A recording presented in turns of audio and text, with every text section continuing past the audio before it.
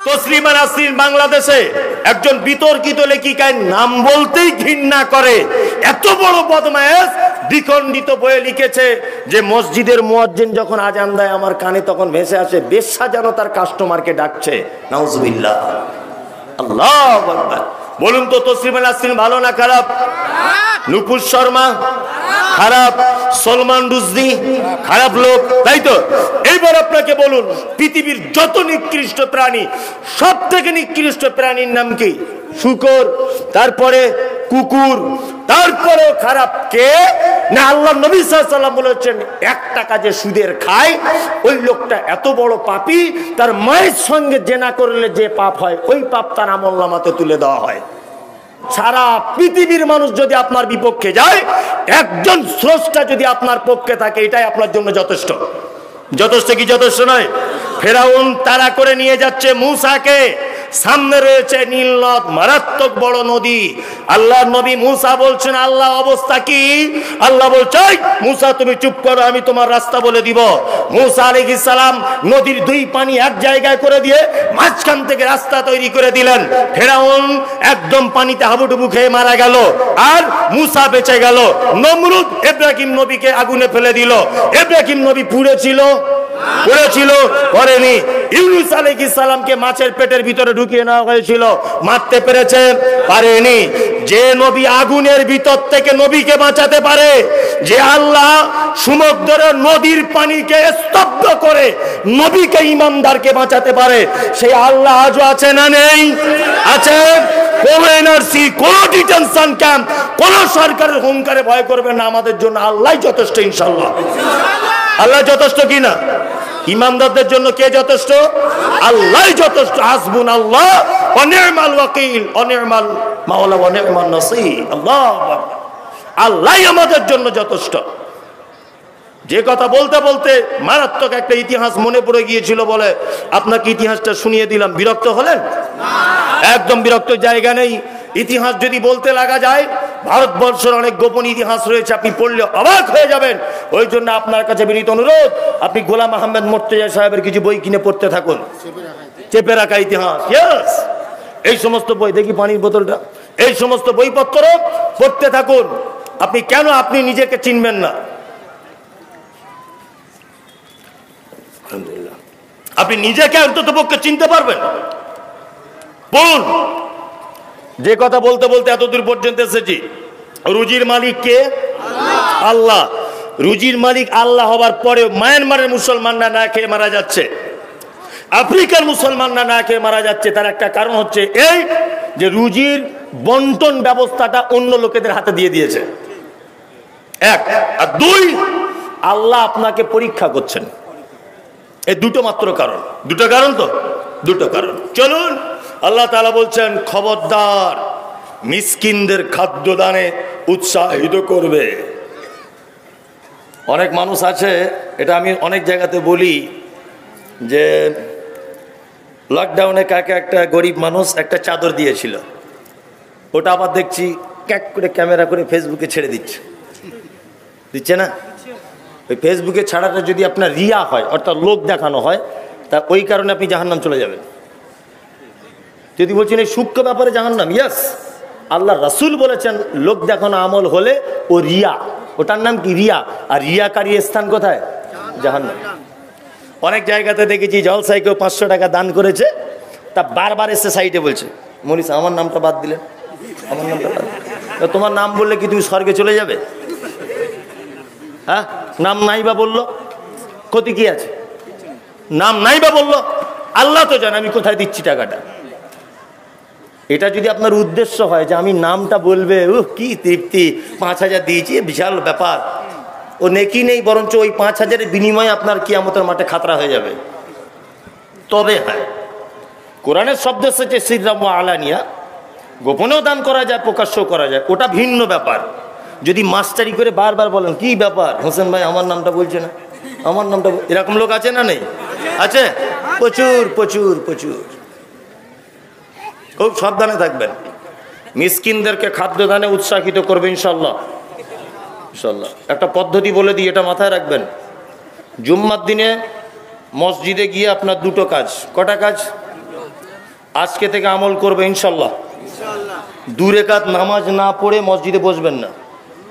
1, শুধু জুম্মার দিনে নয়, যখনই মসজিদে ঢুকবেন 2 রাকাত নামাজ না পড়ে বসবেন না। আর 2 নম্বর হচ্ছে ডান দিকে বাম দিকে একবার তাকিয়ে নেবেন যে মসজিদে কোনো মুসাফির, অন্ধ, কানা, ফকির ইত্যাদি কেউ এসেছে কিনা। আসলে সাথে সাথে গিয়ে হাতটা ধরে বলবেন, ভাই আমার বাড়িতে দাওয়াত, আপনি খাবেন। দেখুন আপনার জামাই এলে ফোন করে আসে, বিয়াই এলে ফোন করে আসে, দিশি মুরগা করতে হয়, কিন্তু একটা অন্ধ মানুষ এসেছে, ও তো ফোন করে আসেনি, এসেছে আসেনি, আপনি যদি ডাল ভাত খান ও ডাল ভাত খাবে। ও হচ্ছে মিসকিন, অসহায় মানুষ, খেতে দেন ওকে। বাড়িতে বরকত হচ্ছে না, না এত আনছেন মনে হয় তবু নেই নেই নেই। হ্যাঁ, 6টা কাজ করবেন, 5টা কাজ। কটা? 5টা। আমল করবে ইনশাল্লাহ। ইনশাল্লাহ। আপনার স্ত্রীকে বলবেন, 1, যে আমাদের দরজা থেকে যেন কেউ কোনোদিন ফেরত না যায়। 1, যদি আপনি কাপড় কাচ্ছিলেন, বাচ্চাকে দুধ দিচ্ছিলেন, একটু মিষ্টি করে বলবেন, বুবু তুমি এসেছো, 2-3টে বাড়ি ঘুরিয়ে তবে আমাদের বাড়িতে এসো, আর না হলে আগামী সপ্তাহে আসবে, 2 দিনের ভিক্ষা একসাথে দেব। মিষ্টি করে বলবেন। আল্লাহ রাসূল বলেছেন, আফজালুল কওল সাদাকাতুন। নবী কত দয়ালু, তিনি বলছেন তোমরা যদি মিষ্টি করে কথাটাও বলো তার সাথে, নবী বলছেন তুমি দান করে যে নেকি পেতে, মিষ্টি কথা বলার কারণে এই নেকি পেতে। 1, আপনার বাড়ি থেকে যেন কেউ কোনোদিন ফেরত না যায়। 2, আপনার স্ত্রীকে বলবেন যে ভাত যখন হাঁড়ি থেকে খুলবে, চামচটা যেন মাঝখানে না ঢুকিয়ে দেয়, তাহলে কিন্তু বরকত সাথে সাথে কমে যাবে। চামচ বুঝেন তো, চামচটা হাঁড়ির এক সাইড দিক দিয়ে ভাতটা তুলতে বলবেন। নাম্বার 3, আপনার স্ত্রীকে বলবেন তরকারিতে একটু ঝোল রাখতে। 4, আপনার স্ত্রীকে আপনি এটা বলে দেবেন যে তেলের বোতলে এখন 100 গ্রাম তেল আছে, বাজার থেকে আবার তেল এনে ওই বোতলে ঢেলে দেবেন, বরকত হবে। বস্তাতে এখনো চাউল আছে 4-5 কেজি, আবার চাউল এনে ওই বস্তাতে ঢেলে দেন, বরকত হবে। আর চাউল যদি একেবারে রান্না বান্না করেই যদি নেন, হ্যাঁ, আর যদি আপনার স্ত্রী আপনাকে বলে কই গো চাল শেষ, আপনি যদি আনেন, তা আমি মুমতাজুল ইসলাম বলছি আর বরকত হবে না, বরকত কমে যাবে। আর একটা জিনিস আপনার স্ত্রীকে বলবেন যে অন্তত পক্ষে তুমি এটা নিয়ত করবে যে আমাদের বাড়িতে কেউ না কেউ মেহমান এলে 2টো যেন খেতে আমরা তাকে দিতে পারি, না খেয়ে যেন না যায়। ডাল ভাত যাই থাকবে, ফকির মিসকিন, বাপ আমার বাড়িতে 2টো খেয়ে যাও। কারণ অন্ন দান হচ্ছে পৃথিবীর সাংঘাতিক দান। কি বললাম বুঝলেন? অন্ন দান সাংঘাতিক দান। মায়েদের কাছে অনুরোধ, পাড়া গ্রামে তো বাড়ি আপনাদের, অন্তত পক্ষে জুম্মার দিনে 1-2 যেন আপনার বাড়িতে খেতে পারে। আপনার স্বামীকে স্মরণ করিয়ে দেবেন যে আজকে মসজিদে যদি কেউ অন্ধ ফকির টকির আসে, অবশ্যই আমাদের বাড়িতে ডেকে আনবে বা তাকে মসজিদে রেখে আসবে, ভাত পাঠিয়ে দেবো। ইনশাল্লাহ আমল করব, ইনশাল্লাহ চেষ্টা করব। স্ত্রীকে বলে দেবো তো ইনশাল্লাহ। চলুন, আল্লাহ সুবহানাহু ওয়া তাআলা তারপরে বলছেন ফাওয়াইলুল লিল মুসাল্লিন, নিশ্চিত ওয়াইল নামক জাহান্নাম ওই নামাজীদের জন্য, নামাজীদের জন্য জাহান্নাম। নামাজ পড়বে না কোনো অসুবিধা নেই, জান্নাত জাহান্নামের কথা নয়, আল্লাহ এখানে বলছে না, আল্লাহ এখানে বলছেন ফাওয়াইলুল লিল মুসাল্লিন, যারা নামাজ পড়ে ওদের জন্য জাহান্নাম। তো মারাত্মক ব্যাপার, হ্যাঁ মারাত্মক ব্যাপার নয়? যদি বলছেন তো আপনি তো মারাত্মক কথা বলে দিলেন, তাহলে কি নামাজ ছেড়ে দিব? না। কোন নামাজীদের জন্য আল্লাহ তাআলা বলছেন? আল্লাযীনা হুম আন সলাতিহিম সাহুন, যারা নামাজে অস্বস্তি বোধ, এনার্জি লস, এরকম লোক আছে না? আছে তো? আল্লাহ, কেমন নামাজি আমরা বলবো?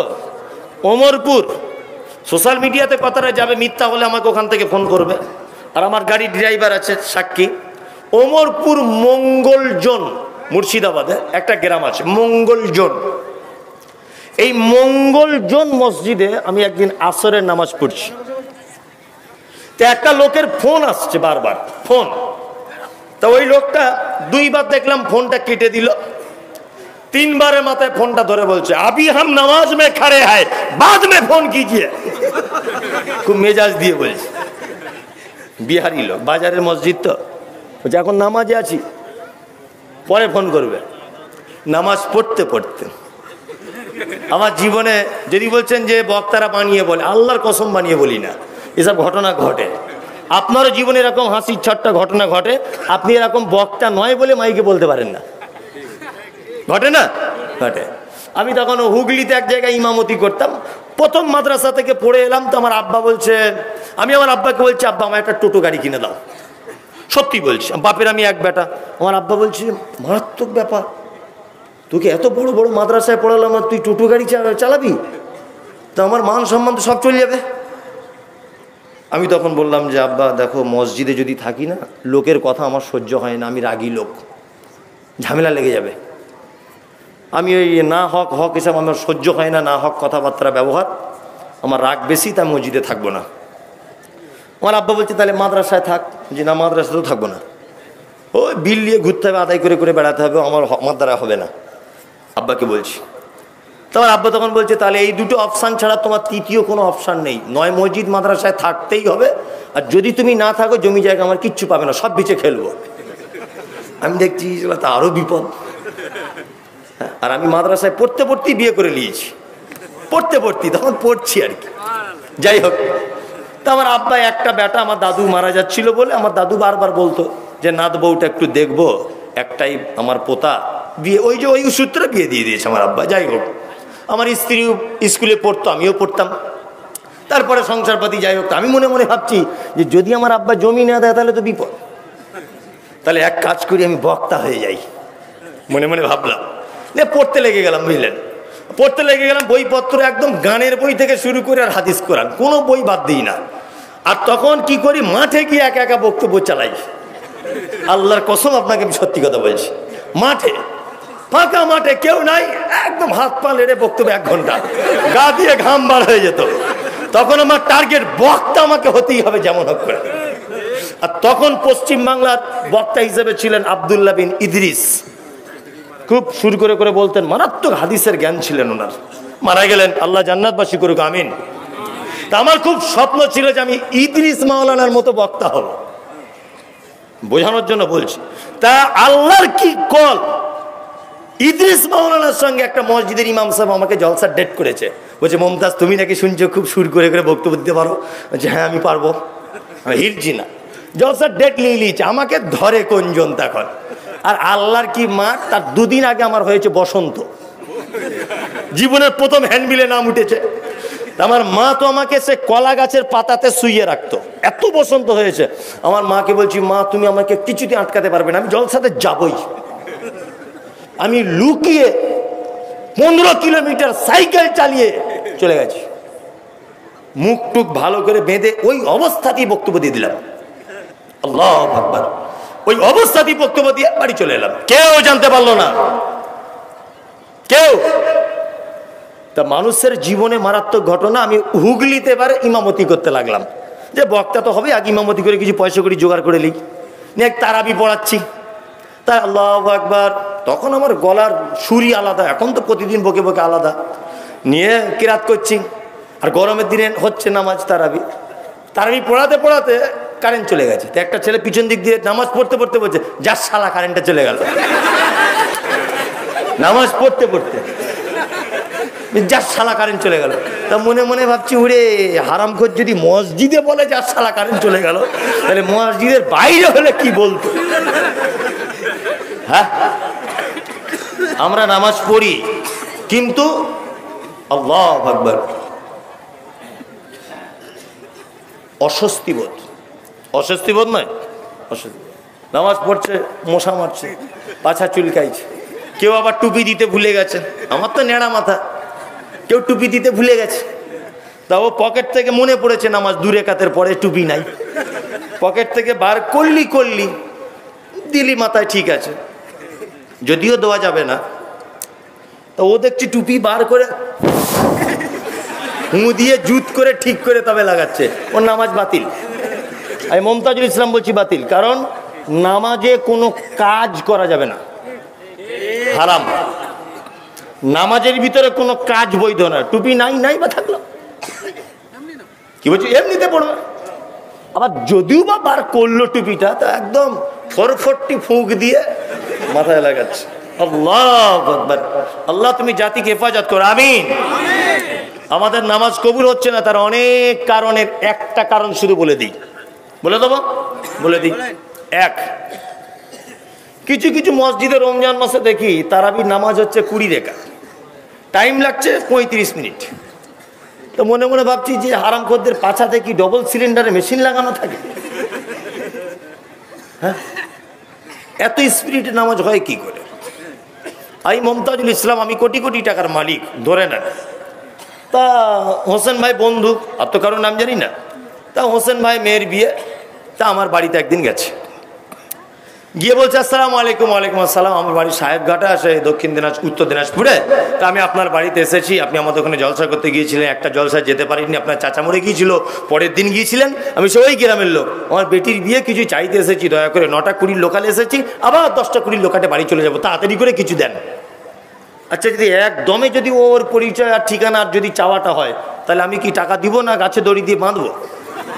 বাঁধবো, বাঁধবো না? আল্লাহ। তাহলে ভিক চাওয়ার নিয়ম কি? আসসালামু আলাইকুম বলতে খুব লজ্জা লাগছে। আপনার নাম মমতাজুল ইসলাম? হ্যাঁ, আমি সেই সাহেবদের গ্রাম থেকে এসেছি, হোসেন ভাইদের গ্রাম থেকে। মেয়ের বিয়ে, গ্রামে চাঁদা টাঁদা তুলতে পারছি না, লজ্জা লাগছে। তা আপনাকে যে এসছি মৌলানা সাহেব, যদি কিছু দিতেন খুব ভালো হতো, খুব বিপদে পড়েছি। নিশ্চয়ই আমি 10টা টাকাও দেবো। দেবো না? দেবো। নরম সুরে চাইতে হয়। নামাজ আমাদের কবুল হচ্ছে না, আর একটা কারণ হচ্ছে এই, নামাজে হাত বাঁধছে, আল্লাহু আকবার, হাত বেঁধে নিল। তারাবির নামাজে কেরাত করছি ইমাম সাহেব, আলহামদুলিল্লাহ রাব্বিল আলামিন, আমিন। ফেরেশতারা খুঁজে পায় না যে মাল বলে কি, এ মাল বলছে কি। আল্লাহ। অথচ সূরা ফাতিহা ভিক্ষা চাওয়ার মতো। যেমন আলহামদুলিল্লাহ রাব্বিল আলামিন, সমস্ত প্রশংসা তোমারই জন্য, তুমি অসংখ্য জগতের মালিক। আর রহমানির রহিম, তুমি দয়ালু পরম করুণাময়। মালিক ইয়াউমিদ্দিন, তুমি প্রতিফল দিবসের মালিক। ইয়্যাকা না'বুদু, আমি তোমারই ইবাদত করি। ওয়া ইয়্যাকা নাস্তাঈন, তোমারই কাছে সাহায্য চাই। ইহদিনাস সিরাতাল মুস্তাকিম, আল্লাহ তুমি আমাকে সহজ পথে চালাও, সহজ পথে চালাও। এটা ভিক চাওয়া হলো কি হলো না? তাহলে নামাজ পড়েও যে মানুষ বেঁকা পথে চলছে, তার একটা কারণ যে ভিক চাইতেই জানি না, ভিক চাওয়ার নিয়মটাই জানি না। একটু আস্তে আস্তে আস্তে আস্তে করে পড়ো, জি আস্তে আস্তে আস্তে আস্তে পড়ো সূরা ফাতিহাটা। আল্লাহর নবী বলেছেন 7টা আয়াত 7 দমে 7 নিঃশ্বাসে পড়ুন, 7 নিঃশ্বাসে। আল্লাহু আকবার। 7 নিঃশ্বাসে পড়ুন, আস্তে আস্তে আস্তে আস্তে ধীরে ধীরে ধীরে ধীরে পড়ুন। আল্লাহ তাআলা বলছেন ইউরাউন, ওয়াইল নামক জাহান্নাম তাদের জন্য যারা লোক দেখানো নামাজ পড়ে। অনেক লোক আছে না শুধু জুম্মার দিনে যায়, এরকম অবশ্য দিনাজপুরে নেই, আমাদের ওদিকে আছে। আপনাদের এখানে আছে? বড় পাঞ্জাবি পরে ফক্সেন মেরে যাচ্ছে, মনে হচ্ছে যে আব্দুল কাদের জেলানি ঢুকছে। আর 5 ওয়াক্ত জীবনও মসজিদে যায় না, যায় যায় না। আল্লাহু আকবার। 5 ওয়াক্ত মসজিদে যায় না, জুম্মার দিনে যায়। এই লোকটা ইউরাউনের ভিতরেই পড়ে, এও লোক দেখানোর ভিতরে পড়ে। কি বললাম বুঝলেন না? এও লোক দেখানো নামাজি। কেউ আবার এরকম নামাজি আছে, বিহাই নামাজি, বিহাই এসেছে তার সঙ্গে মসজিদে যায়। আপনাদের দিকে নেই, আমাদের দিকে আছে। না না, আপনাদের দিকে আছে বলে মার খাবো, মাথা খারাপ। অত বোকা লোক আমি নয়, বুঝলেন না? অত বোকা লোক নয়। আপনাদের এখানেও আছে, তাই না? আছে লোক দেখানো নামাজি। এই যে রমজান মাস আসছে, মনে হচ্ছে এর মতো ফেরেশতার কিছু নাই। ঈদের নামাজ পড়লো, রায়গঞ্জে পাঠানের সিনেমা হলে টিকিট কেটে বসে আছে। ঠিক বলছি না ভুল বলছি? রমজান মাসে ওকে মানে ফেরেশতার উপরে থাকে না। গ্রামে ওই অটোমেটিক মেসওয়াক দাঁতন করে ঘুষছে। আবার ইমাম সাহেবকে বারবার ফতোয়া জিজ্ঞেস করে, মনীষা হাগো থুতু গিলিয়ে নিয়েছি, ওই হবে তো?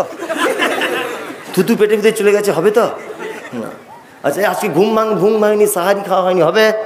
হবে। এই যা নখ কাটতে গিয়ে রক্ত বার হয়ে গেছে, হবে? মানে এত ফতোয়া জিজ্ঞেস করছে, মানে নিখুঁত আমল করতে চাইছে, একেবারে ফেরেশতা। ঈদের নামাজ হয়ে গেল, শেষ। আর মসজিদে সেই হোসেন আর হোসেনের মুয়াজ্জিন, আর কেউ নেই। আছে নাই? আল্লাহু আকবার। কিছু কিছু নামাজি আছে, অবশ্যই আছে, যারা নামাজ পড়ছেন। আপনাদের ব্যাপারে বলছে, আপনাদেরও খুব ভয় আছে, খুব নিখুঁতভাবে সালাত আদায় করবেন। আর নামাজ কবুল হওয়ার একটা শর্ত হচ্ছে হালাল খেতে হবে, বুঝলেন? হালাল রুজি খেতে হবে। কি বললাম বুঝলেন? কি করবে? আল্লাহ, হালাল খেয়ে মসজিদে যাবে। আমরা নামাজ পড়ি না, আপনি আর কবে পড়বেন? আল্লাহু আকবার। সারা পৃথিবীর অবস্থা দেখতে পাচ্ছেন, আপনি কি শিক্ষা পান না? আপনি কি, আপনার কি মানুষত্ব বলে কিছু নেই? 6 ফেব্রুয়ারিতে ওই যে সিরিয়া তুরস্কের মাটিতে বিজ্ঞানীরা বলছে যে মাটি থেকে 8 কিলোমিটার নিচে ভূমিকম্প হয়েছে। সেই তাপে 8 কিলোমিটার নিচে ভূমিকম্প হয়েছে, তার গতিতে উপরের বিল্ডিং থরথর থরথর করে কেঁপে ভেঙে পড়ে গেল। কত মানুষকে খুঁজে পাওয়া গেল না, মারা গেল। আল্লাহ, হয়েছিল কতক্ষণ? 40 সেকেন্ড। 40 সেকেন্ডের ব্যবধানে যদি এই হয়, কিয়ামতের মাঠটা শুধু শুনুন। কোরআন কি বলছে? আল্লাহ বলছি, ইয়াউমা তারাউনাহা তাযহালু কুল্লু মুরজিআতিন আম্মা আরজাআত ওয়া তাযাউ কুল্লু যাতি হামলিন হামলাহা ওয়া তারান নাসা সুকারা ওয়া মা হুম বিসুকারা ওয়ালাকিন্না আযাবাল্লাহি শাদীদ। গর্ভবতী মা সেদিন তার বাচ্চা এমনিতেই তলার দিক দিয়ে পড়ে যাবে, বুঝতে পারবে না। আল্লাহু আকবার, আল্লাহু আকবার, আল্লাহু আকবার। বাচ্চা দুধ পান করাবে, তার মা দুধ পান করাতে ভুলে যাবে। আর মানুষকে সেদিন দেখা যাবে যে তারা মদ পান করে আছে মাতালের মতো। আল্লাহ কোরআনে বলছে, অমাহুম বিসুকারা, একজনাও তারা মদ পান করেনি। ওয়ালাকিন্না আযাবাল্লাহি শাদীদ, আমার কঠিন আযাবের ভয়ে, কঠিন কিয়ামতের দিবসের ভয়ে তারা সব মাতালের মতো করে ঘুরছে। এর নাম কিয়ামতের মাঠ। যুবক, সারা পৃথিবীতে মসজিদ ভেঙে দেওয়ার আন্দোলন চলছে, ইমানকে হরণ করে নেওয়ার চিন্তা ভাবনা চলছে। তুমি আর কবে মসজিদে যাবে? তুমি কি সিরিয়া তুরস্ককে দেখে একটু শিক্ষা পাও না? তোমার মতো একটা তরতাজা ছেলে ব্লাড ক্যান্সারে ভুগছে, তুমি তাকে দেখে শিক্ষা পাও না? তোমার মতো একটা ছেলে কালকে অ্যাক্সিডেন্টে মারা গেল, তুমি তাকে দেখেও শিক্ষা পাও না? তোমার আব্বা মা হচ্ছে তোমার সব থেকে বড় শত্রু। কারণ তোমার আব্বা মা তোমার সব ভালো মন্দ বলে দিতে পারে। তোমার আব্বা মা কেমন আব্বা মা গো, যে তোমার আব্বা মা তোমাকে আগুন থেকে বাঁচাবে এই পদ্ধতি অবলম্বন করে না? হ্যাঁ, তোমার মা তো জানে যে তুমি না মসজিদে না গেলে তোমার স্থান জাহান্নাম। আল্লাহ কোরআনে বলছে, মা সালাকাকুম ফি সাকার ক্বালু লাম নাকু মিনাল মুসাল্লিন। অবশ্যই যারা একজন জাহান্নামী, একজন জান্নাতি একজন জাহান্নামীকে বলবে, তুমি কেন জান্নাত, আমি কেন জাহান্নামে? তখন জাহান্নামী বলবে, ক্বালু লাম নাকু মিনাল মুসাল্লিন, আমরা শুধু সব কাজ ভালো করেছি, শুধু নামাজ পড়িনি। আল্লাহু আকবার। তার মানে বেনামাজির স্থান কোথায়? জাহান্নাম। আপনি এখনো কেন মসজিদে যাচ্ছেন না? এখনো কেন? আপনি শুধু একবার আল্লাহর হয়ে দেখুন। আপনি একবার অনুরোধ, আপনি আল্লাহর হয়ে 1 মাস পরীক্ষা করুন। শুধু আপনি আল্লাহর হয়ে যান 1 মাস। একটা লোক বলুন তো, আমি আজকে থেকে 5 ওয়াক্ত নামাজ ধরে আল্লাহর হয়ে পরীক্ষা করে দেখবো। একটা লোক বলুন তো, 5 ওয়াক্ত নামাজ ধরে যাবো আজকে। আপনি তো নামাজ পড়েন, হাত তুলেন কেন? একটা লোক বলুন তো দেখি যে আজকে থেকে নামাজ পড়া ধরে যাবো ইনশাল্লাহ। ছি ছি ছি, মানে মমতাজুল ইসলামের রূপ দেখতে এসেছিলেন, দেখে নেন এই যে ন্যাড়া মাথা। আরে কেউ আছেন যে আমি আজ থেকে 5 ওয়াক্ত নামাজ? আপনি একজন। যে আমার এত দূর থেকে এসে এই 4-5 হাজার টাকা তেল খরচা করে এসে এটা আমার একটা উপকার, আল্লাহকে গিয়ে বলবো, আল্লাহ একজনকে নামাজি করে এসতে পেরেছিলাম, তুমি হেদায়েত দিয়েছো আমার বলার মাধ্যমে। আর কেউ নেই? তাহলে কেউ নেই। শুধু আপনি আল্লাহর হয়ে দেখুন। একটাবার হাদিসের ঘটনা বলছি, নড়াচড়া কেউ করবেন না, চুপচাপ একদম। বদরের যুদ্ধ হয়েছিল 3 হিজরি, এই উহুদের যুদ্ধ 3 হিজরিতে হয়েছিল। কয় হিজরিতে? 3 হিজরিতে। খুব মন দিয়ে চোখের পাতা শুধু নাড়াবেন, আর কিছু নয়। আল্লাহ নবী সাল্লাল্লাহু আলাইহি ওয়াসাল্লাম যুদ্ধতে গেলেন। মুসলিম সৈন্যরা সেদিন যুদ্ধতে হেরে গেছে, মানে আল্লাহ রসুল হেরে গেছে। মুসলিম সৈন্য মারা গেছে 70 জন, শহীদ হয়েছে। আল্লাহু আকবার। তার মধ্যে আল্লাহ নবী সাল্লাল্লাহু আলাইহি ওয়াসাল্লাম সমস্ত সাহাবীদেরকে বললেন যে মৃত্যু মানুষদেরকে এক জায়গায় করো, শহীদদের লাশগুলো এক জায়গায় করো। তা আল্লাহ নবী সাল্লাল্লাহু আলাইহি ওয়াসাল্লাম সাহাবীরা খুঁজে খুঁজে লাশগুলো এক জায়গায় করলেন, দেখছে 68টা লাশ, 2টো লাশ খুঁজে পাওয়া যাচ্ছে না। একটা হচ্ছে নবীর আপন চাচা, তার নাম হামজা রাদিয়াল্লাহু তাআলা আনহু, আর একটা হচ্ছে হানজালা। 2টো লাশ পাওয়া যাচ্ছে না। তা আল্লাহ নবী সাল্লাল্লাহু আলাইহি ওয়াসাল্লাম সাহাবীদেরকে বললেন, যাও তাড়াতাড়ি গিয়ে খোঁজো। খোঁজা হচ্ছে।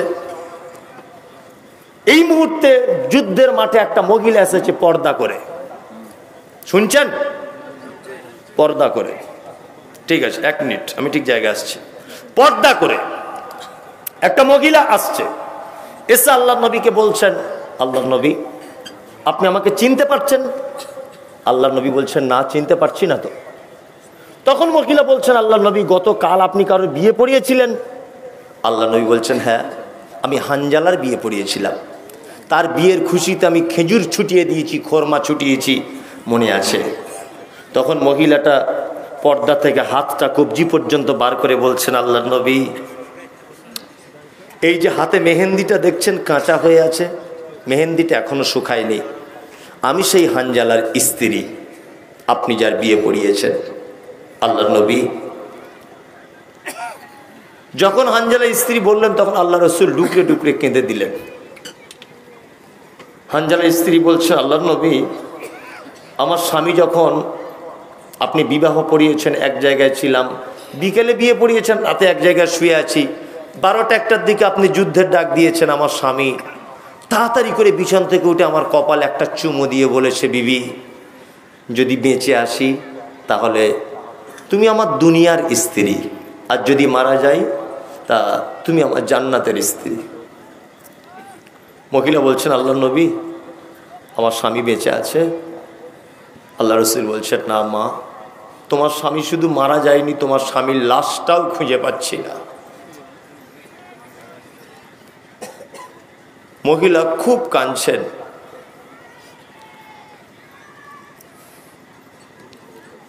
আল্লাহ নবী সাল্লাল্লাহু আলাইহি ওয়াসাল্লাম দেখতে পাচ্ছেন যে কিছু সংখ্যক সাহাবী 2টো লাশকে বয়ে আনছে কাফন পরানো অবস্থায়,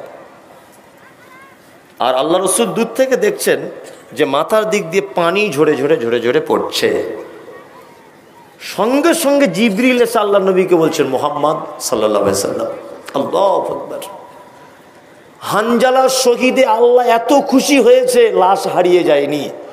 যুদ্ধের ময়দান থেকে আল্লাহ স্পেশাল ফেরেশতাদের ফোর্স পাঠিয়ে তার লাশকে 3য় আসমানে তুলে জমজমের পানিতে গোসল করিয়ে কাফন পরিয়ে আপনার কাছে পাঠিয়েছে। ওই দেখুন আসছে সাহাবীরা নিয়ে। আল্লাহু আকবার। আপনি শুধু একটু আল্লাহর হয়ে যান, আল্লাহর হয়ে যান, আপনি আল্লাহ আপনার হয়ে যাবে। একটু মসজিদে আসুন না ভাই, একটু মেহেরবানি করুন, একটু মসজিদে আসুন। 10টা দিন আপনি নামাজ পড়েই দেখুন 5 ওয়াক্ত। কেউ আসেন ভাই এখানে? কেউ নেই? আল্লাহ, কে?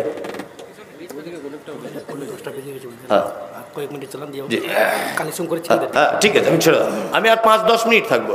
আসেন কেউ? আপনি নামাজ পড়েন? ইনশাল্লাহ পড়বে, মাশাআল্লাহ। যা করে অন্তরটা গলেছে, আল্লাহকে কবুল করো, বলুন আমিন। ওর মতো ভাগ্যবান আর কেউ আছে এত লোকের দোয়া পাচ্ছে? আর আপনার মতো হতভাগা কেউ আছে?